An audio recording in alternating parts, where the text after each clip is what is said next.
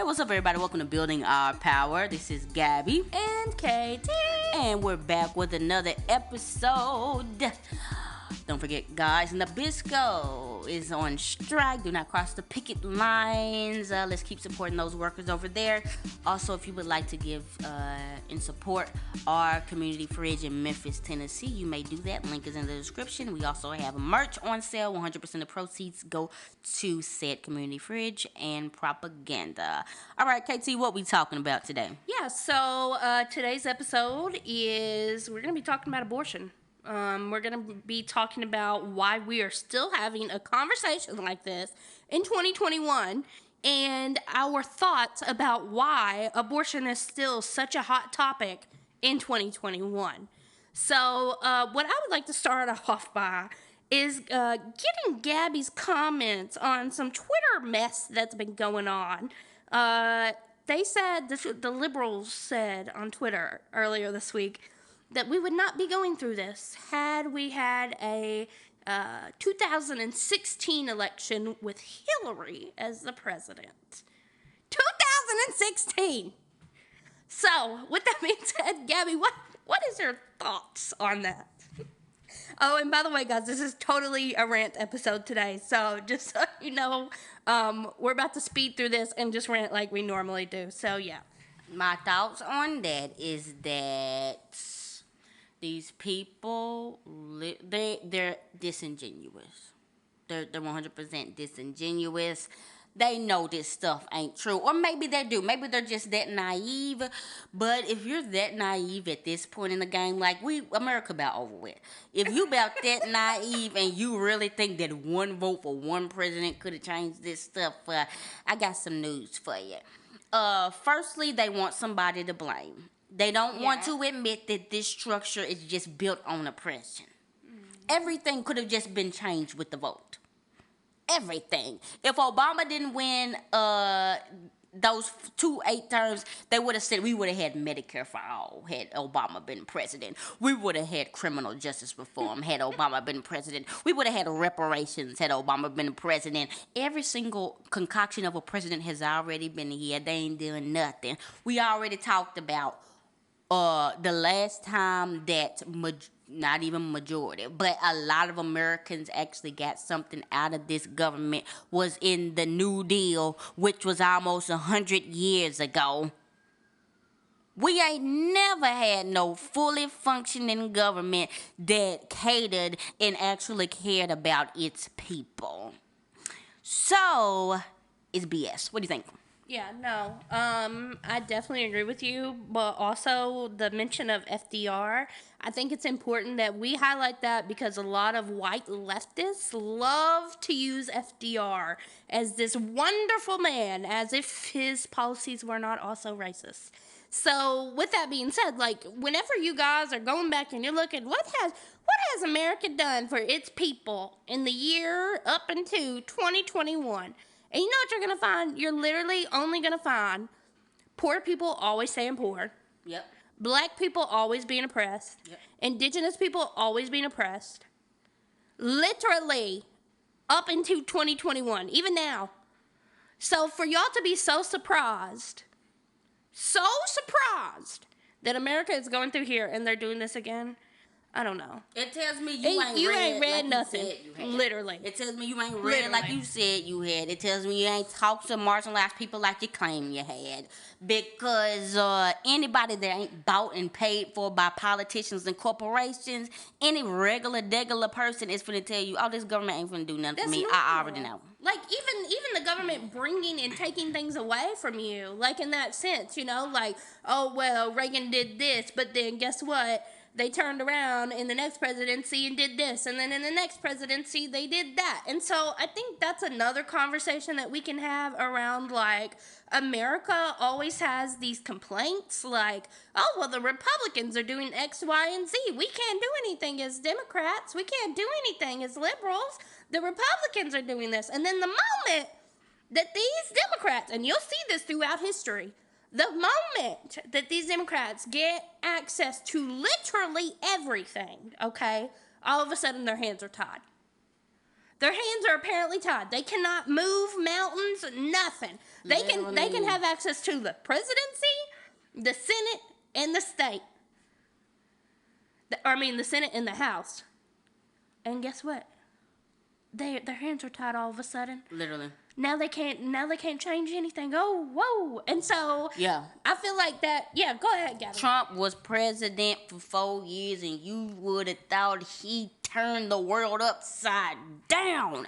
They told you that man was bringing in the apocalypse as we speak. Literally. And what he was saying was the same thing we're doing now, but let's just go through it. During the pandemic, he was telling people that you don't have to stay inside. You can go outside. You don't have to wear your mask, and you don't have to social distance, and none of that stuff. Whoop-de-doo. You would have thought he was in there committing genocide in America. They were outraged. But him himself was doing it, you know? But they were outraged, okay? And so then, in my thinking, okay, well, if that stuff was bad, so when y'all come in, y'all will impose the lockdown. You will do mask mandates. You will make sure people are social distance. You will give us stimulus checks to help make sure that we're not spreading this corona.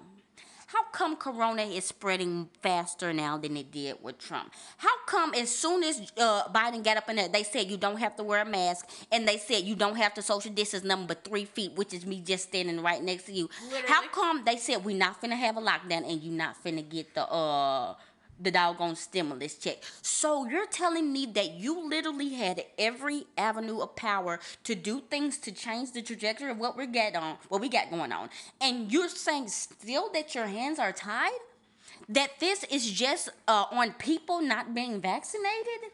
And it's just on Republicans. That's what makes me the most maddest. Like I obviously get the fact the Republicans are awful people, right? Majority of them are conservative. Majority of them are absolutely disgusting people. What I don't get is the deflection, the lack of accountability for yourself, the fact that people will literally set up here, people who are quote unquote Justice Democrats, quote unquote, whatever else you want to call them, whatever made up name they've come up with this week. And they have absolutely zero accountability for what they do. So I want to ask, I'm sure you're asking, how does all of this turn into abortion? Like, how do we get here when we were talking about abortion? It's because this is what they do. Throughout history, the United States takes away your rights, and then once they take away your rights and they blame it on the other party, the opposite party, which is really just the same party, will come back and say, "Hey, guess what? We're giving it back." And so then they get to be the wonderful guys. Also, as a reminder, guess what's coming up soon? The midterms. Yep. So how interesting is it? They needed something to fight for. How interesting is it that now all of a sudden people don't have the right to abortion in Texas? So that's what I want y'all to keep in mind when you are looking at these things. The United States runs on reactionary takes. The United States is like, and me and Gabby talked about this, but they are like a soap opera, okay? Why do you think soap operas have lasted so long? It's because every single thing, nothing ever resolves itself, right? There's always going to be a problem that's going on in a soap opera. And guess what? That's the United States' entire marketing campaign. Also, riddle me this, okay? We know the donors of these people. We know the donors of the Democrats, Republicans. It's the same people. It's the same corporations. It's the same industry, the pharmaceutical, the big oil, all these places like this, health and stuff like that. We live in capitalist society. America is one big corporation. We see now that Americans, Republicans, Democrats, both could really care less if a significant population, like 1%, drops dead today. Yeah, they really okay, 1%, that's nothing. We can risk that as long as we keep the businesses running. Is there possibly a financial incentive during this time when people our age, millennials, are not having kids, saying we don't want to have kids. The economy is too bad. Our jobs are not paying enough, and things are dire. We're depressed. We don't feel like we can have our children in a loving, nurturing environment. We're going to get some plants. We're going to get some dogs. Do you think there's an incentive in the government now trying to cut back on preventative measures when it comes to pregnancies? Are you saying, and I want to get this right, are you saying, Gabby, that you believe that the United States government is anti-abortion sometimes, maybe all the time, for the sole purpose to generate labor beings for You capitalism? mean pro-abortion? No, yeah, anti-abortion. Yeah, yeah. Is that what you're saying? I think that that's definitely a part of it, because when you think about this, you know, a lot of people say that, and I believe it. The white supremacists use abortion, anti-abortion, because they're trying to keep the white race numbers up. That Right. makes sense to me, but it wouldn't make sense to me that they're stopping abortions from happening in the South, in Mississippi, predominantly black state, in places like that, black populations. Why wouldn't they just let an abortion clinic be anywhere? Why wouldn't there be an abortion clinic on every corner? Yeah, that If don't it make was sense. just about the white population. What is it about? It is about the government, corporations, everybody knowing the statistics with teen pregnancy in poverty. If you have a baby as a teen and you in poverty, you more than likely going to stay in poverty, and your child is more than likely going to stay in poverty, thus creating a low class of workers who therefore have to work those low wage jobs and get paid $7.25 an hour. Yes. America runs on the exploited. And if you have a child at that young age, you're more than likely to drop out of high school, and those are going to be your only prospects. So my theory is they see that we're having, in general, less children. The poor are probably having less children now because of access to condoms and Planned Parenthood, this, that, and the third. And in 20 years, 30 years, that's not going to look good for them. And they need to have a constant stream of workers in America to keep the economy working. That's my thing. No, I think you're 100% correct on that. I think that's like, I don't know if you've seen those TikToks where those people are like, "What's a government conspiracy theory that someone told you that you think is 100% correct?" That is a government conspiracy theory that is 100% correct. It's not even conspiracy. That's what they're doing. And I think that brings us to like a conversation that we were having earlier about how the government literally, no matter what they do here in America, people will never get rights. Like, there's Never. people are never getting rights. Like, that's a joke. Like, for y'all to sit here and to play into electoral politics at this point, it's a joke. You're grown. Grow up. Electoral politics is not feasible. Look at history. Look at what happened to black people when they got the right to vote. Nothing happened. Some people have been over here voting for 30, 40 years. We talked about this in the Don't Vote episode. There's no point. Y'all have to step away from electoral politics. Stop legitimizing these people. Stop legitimizing these liberals. Stop giving these conservatives the time of the day to even have a debate with them. Don't even talk to them about it. I'm going to tell y'all, it makes your life so much easier when you stop trying to convert people that don't deserve conversion. It does. So, yeah, I think that we need to stop. We need to be asking better questions. Right. Yeah. And so for this whole abortion thing, I don't have all the answers to that, because I don't, that's not my field. I don't know nothing about abortion. I don't know how to have an abortion. I don't know nothing about that. But I do know what we can do as a community. And that is educate the people that we know, the young people, the old people, everybody, on safe sex, on condom use, on STDs as much as we can. And if we can find them some resources to help them still be able to have an abortion if they need one, do that. Because let me tell you right now, you thinking that's such a white woman thing. I know. You thinking that the government is eventually just gonna pop back around and support you is really it's a fairy tale. And one thing I want to bring up is Tammy Sawyer posted this picture. You can tell a white liberal posted it. It was like what the government thinks is going to happen. And it was like The Handmaid's Tale. And it's like what's actually going to happen. And it was like when the black lady from Black Panther and like some other indigenous superhero character and like one of the little white women on Fantastic Four. And it was like... God.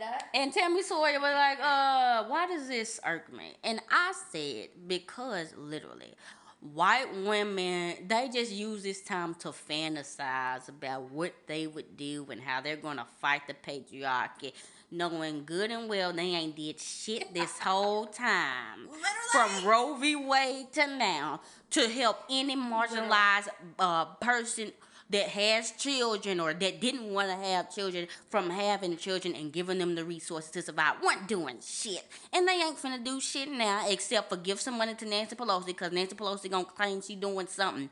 And then that's finna be the extent of their activism and they finna go back to brunch. And that's all these white women do, which is why white people as a whole, my tolerance is so thin with white people. Because if you ain't woke up now, and this is what woke you up,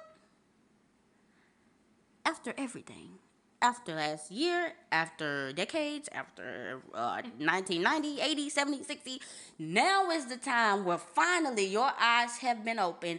It's really suspect to me. Especially grown people. Like, I can understand if it's like a child, like somebody who's still in high school, but like a grown person, white lady, 40 years old, 30 years old, 20 years old, over here saying they just now woke up to see it. No. Something's wrong with you. Something is wrong with you. Girl, and that's what liberalism does, though. For some people, it keeps them asleep. It keeps them asleep, and they stay asleep. Because as far as they're concerned, for people like that, white middle class women, their life really hasn't changed. That's what I was telling KT, like, their life didn't really change up on Obama. Maybe they had to budget a little bit. That was the first time they ever had to budget the books. And then 4 years later, stuff was cool. Donald Trump came. They didn't like he was rude. That was pretty much it. They got tax cuts. Joe Biden's coming. They got tax cuts too. I mean, their life literally stays on a constant plateau. So I just can't with them. I try to distance myself from them because sometimes they make me more angry than the conservatives because the conservatives at least blatant, like, I don't give a fuck. But the liberals are like the white women, very patronizing. Like they understand, very patronizing, like they really want to help when all they want to do is talk over you and tell you what they think you should be doing. So I don't know. You're going to have to do something about that, KT. You're going to have to do something about the white liberal women because they're really a nuisance on the internet. I feel like, yeah. I 100% agree with that, but I feel like I focus more on white men for some reason. Even though, like, white men, like you said, they're more blatant. Yeah. I need to be focusing definitely more on white women on the internet, even myself included, because I notice myself sometimes try to get into business that's not my business on the internet, and then I get roasted, and I'm like, oh shit, like obviously I was in the wrong. But I think that, there's a lot of places, especially like, we have the KT at KT underscore does art on Twitter, and there's a lot of white women that are in the art business that do a lot of performative activism. It's not even activism. It's just performance, pretty much.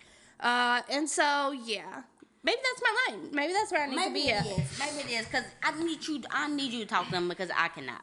And on the little performative thing, we just ranted and stuff like that. But I just think it's definitely the American way of performance. Like we were just reading, we've been reading up on the NAACP and the stuff they were doing and the bullshit they did. Right. And I'm thinking back, okay, I was like, okay, well, what is something good that America's did? So we thought about the New Deal that only helped the white people. But then I was like, oh, okay, well, in the 60s, something good happened. But then I was like, oh, damn, yeah, that was just the Civil Rights Act and the Voting Rights Act.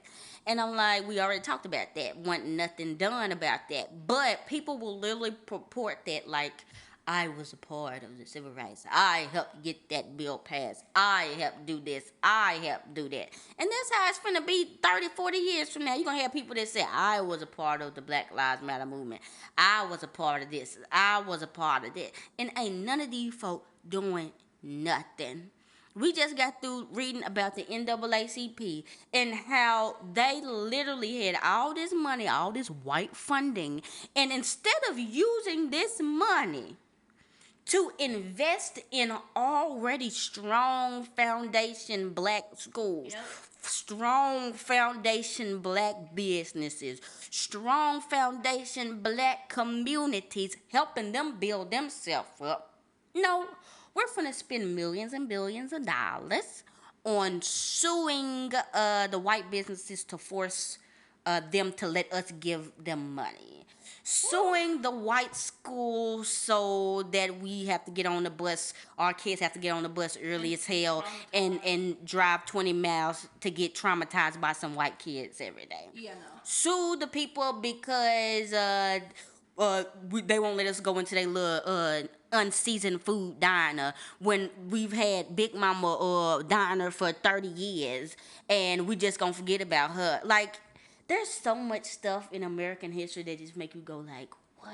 And there's so much stuff too that they don't tell you purposely. Like, they don't tell you that on Literally. purpose. And so I think this would be a good time to say, like, hey, that could be a second episode, because that would be really, really good if we could detail, like, at least the time between abolishment of slavery up into the Civil Rights Act. That would be something that would be really interesting to timeline, so that you guys can truly see what's been happening. Because you got this vision of history, and you already know it's garbage, but just wait. Just wait. It's even better when we tie it to capitalism. Yes. So that's going to be what we're going to be working on, because my whole thing about it was, why in the world did the government all of a sudden care about integration?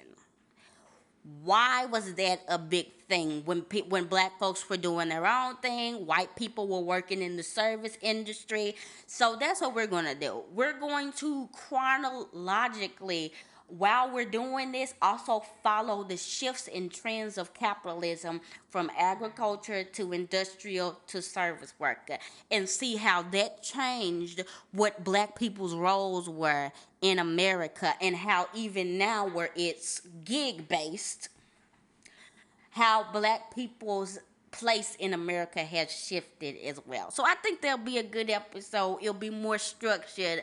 But This was our ranting, like I said. you know, we always have to do like a little ranting one every once in a while to clear our palates and to get rid of some of the white people who don't belong here. So thank you guys for listening to this episode. If you liked it, share it with a friend. Remember, do not cross the picket line. Do not buy any Nabisco products if you can. And if you'd like to support our community fridge in Memphis, Tennessee, and what we're doing there, stocking it up. It was kind of empty today. We had to fill it up. You can go to the link in the description and donate there. Also, we have merch if you'd like to buy that instead. And 100% of the proceeds will go to the community fridge and propaganda. Hit KT up at KT_does art. Hit me up at Gabby's Music, and us both up at Building Our PWR. This has been Gabby. Okay. And this has been Building Our Power.